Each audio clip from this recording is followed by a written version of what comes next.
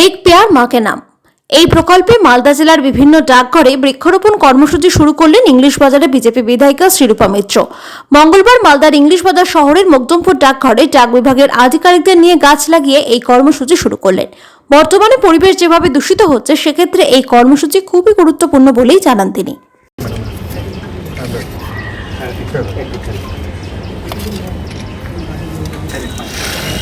ঠিক আছে স্যার, ঠিক আছে। বাকিটা আমরা আচ্ছা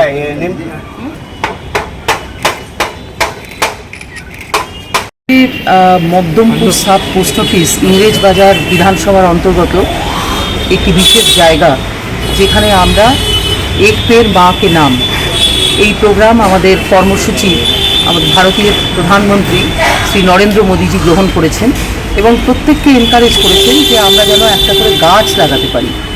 আমরা 140 কোটি মানুষের দেশ, নাগরিক আমাদের মধ্যে রয়েছেন, তারা যদি প্রত্যেকেই একটা দুটো করে গাছ লাগান, তাহলে আজকে আমাদের যে ইকোলজি, এনভায়রনমেন্ট, প্ল্যানেট, যাকে আমরা বলি এই ধরিত্রী মাতা, সেই ধরিত্রী মাতার আজকে কল্যাণ হবে এবং আমরা এই মাটিকে নমন করে প্রণাম করেই আমাদের সমস্ত কাজ ভারতবাসী করে।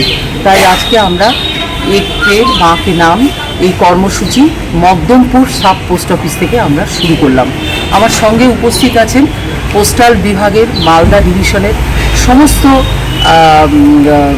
অফিসিয়ালরা এবং সেই সঙ্গে যারা ডাক বিভাগের আমাদের কি বলবো সেই কাণ্ডারি, যারা ঘরে ঘরে গিয়ে ডাক পৌঁছে দেন, যাদেরকে আমরা চিরকাল প্রণাম করে এসেছি, তারাও এখানে উপস্থিত আছেন। তাদের সকলকে আমি অভিনন্দন জানাচ্ছি এই কর্মসূচি গ্রহণ করার জন্য।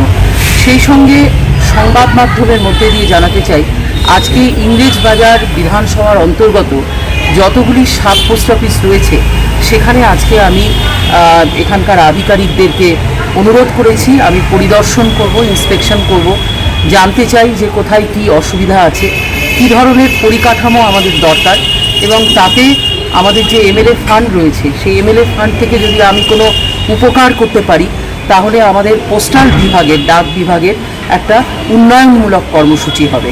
আজকে তার শুভ সূচনা করলাম। আগামী 2 ঘন্টায় আমি বিভিন্ন সাব পোস্ট অফিসে যাব।